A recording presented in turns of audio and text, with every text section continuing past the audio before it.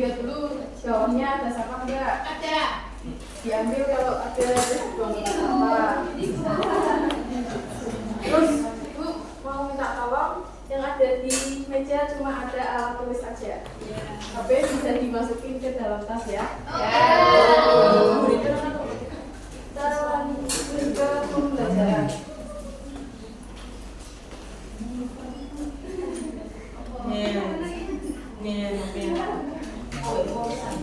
Ibu mau tanya dulu, apa sih yang terjadi jika suatu kelompok atau organisasi itu tidak ada pemimpinnya?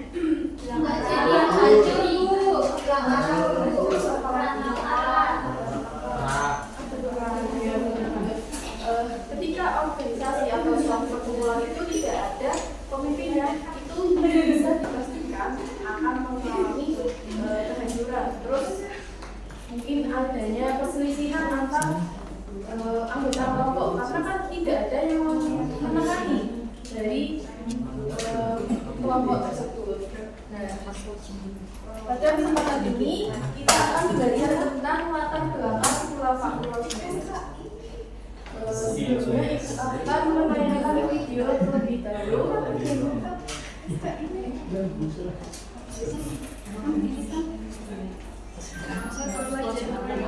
Bisa diperhatikan ya, nanti setelah diputarkan.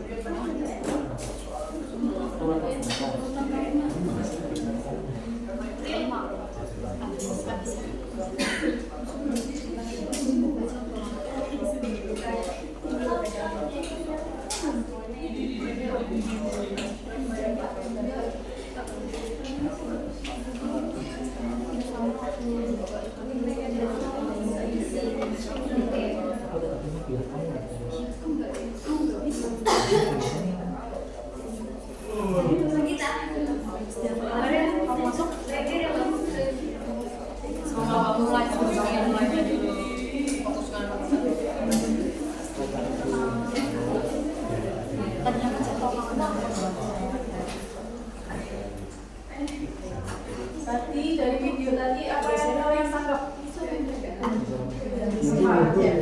Tadi perhatiin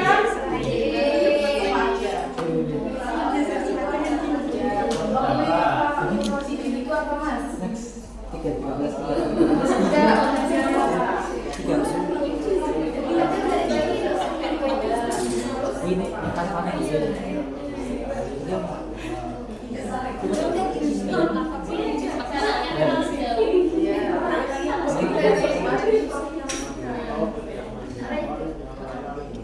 Ya benar banget, beri konsentrasi. Itu adalah pemimpin yang mendapat petunjuk dari Allah. Nah, Bapak Rasul dipilih oleh siapa sih tadi? Dengan musyawarah dipilih oleh siapa? Kaum Muhajirin dan kaum gimana? Ada yang tahu tadi udah kan? Apa tadi? Bani Sa'idah, benar banget.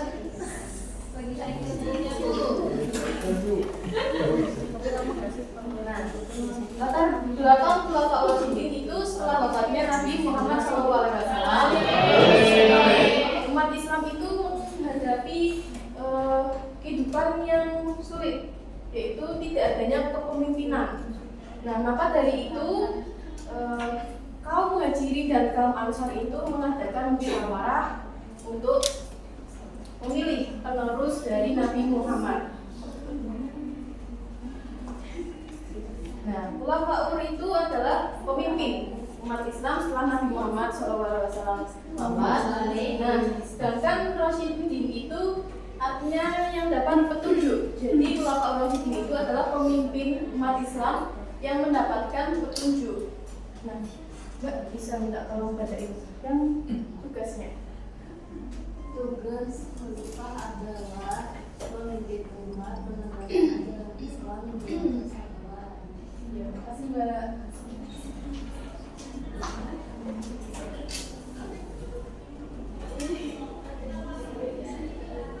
Khulafaur Rasyidin itu ada 4 khalifah. Yang pertama yaitu Abu Bakar As-Siddiq. Nah, peran Abu Bakar As-Siddiq yang pertama yaitu menyatukan umat Islam, memerangi kaum murtad dan menjadi sahabat dekat Nabi. Yang kedua yaitu ada Umar bin Khattab.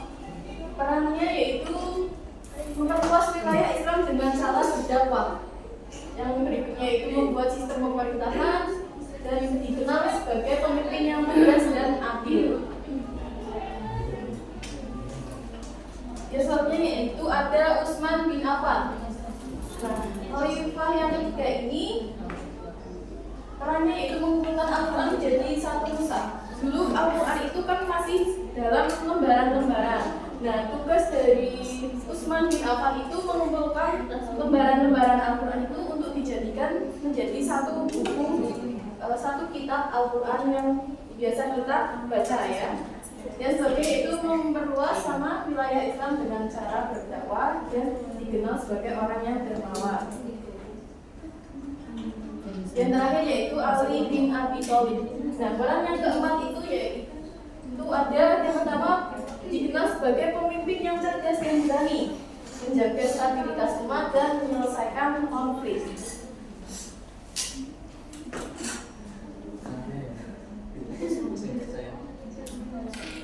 Nah, peran Khulafaur Rasyidin yaitu menyebarkan agama Islam, juga itu menjaga persatuan umat agar tidak terjadi terpecah belah.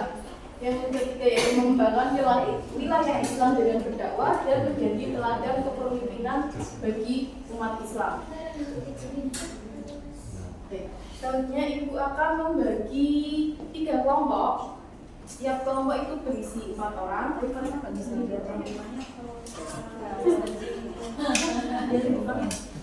Nanti bisa didiskusikan dari soal yang ada di sini.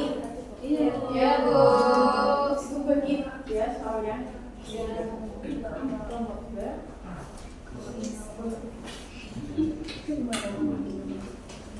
Bisa berdiskusi dulu, membuat kelompok. Bisa didiskusikan. Ibu beri waktu 15 menit. Oke, udah semua apa belum? Udah, kelompok 3? Gimana? Udah? Siapa yang mau maju dulu? Dari kelompok berapa? Kelompok 3. Kelompok 3, silakan.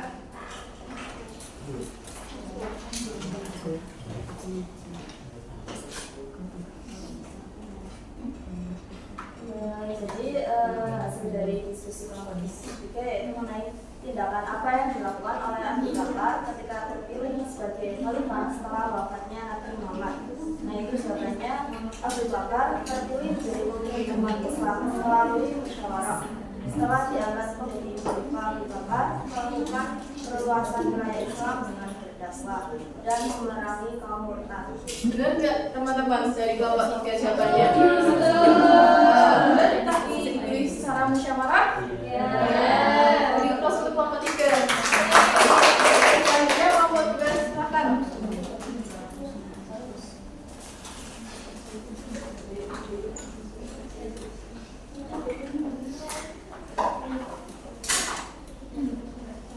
Soalnya terpilihnya Abu Bakar melalui proses musyawarah yang dilakukan oleh sahabat Ansor dan Muhajirin. Lalu bagaimana proses terpilihnya Umar bin Khattab sebagai khalifah setelah Abu Bakar? Nah jawabannya, Umar bin Khattab terpilih sebagai khalifah melalui penunjukan Abu Bakar yang sebelumnya telah bermusyawarah dengan para sahabat. Setelah Abu Bakar wafat, umat Islam memberikan baiat kepada Umar sehingga beliau resmi menjadi khalifah kedua Khulafaur Rasyidin.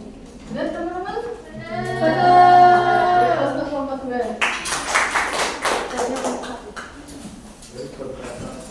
Selanjutnya berdasarkan diskusi dari kelompok kami, kelompok satu mengenai pertanyaannya itu jelaskan proses terpilihnya Abu Bakar As-Siddiq menjadi pemimpin umat Islam setelah wafatnya Nabi Muhammad SAW.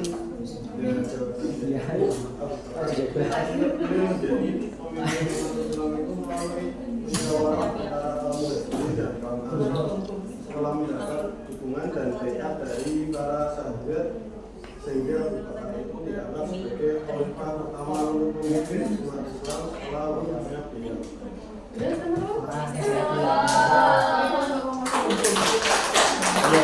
Pembelajaran kita hari ini sudah selesai. Di sini siapa yang mau menyimpulkan pembelajaran kita hari ini? Siapa?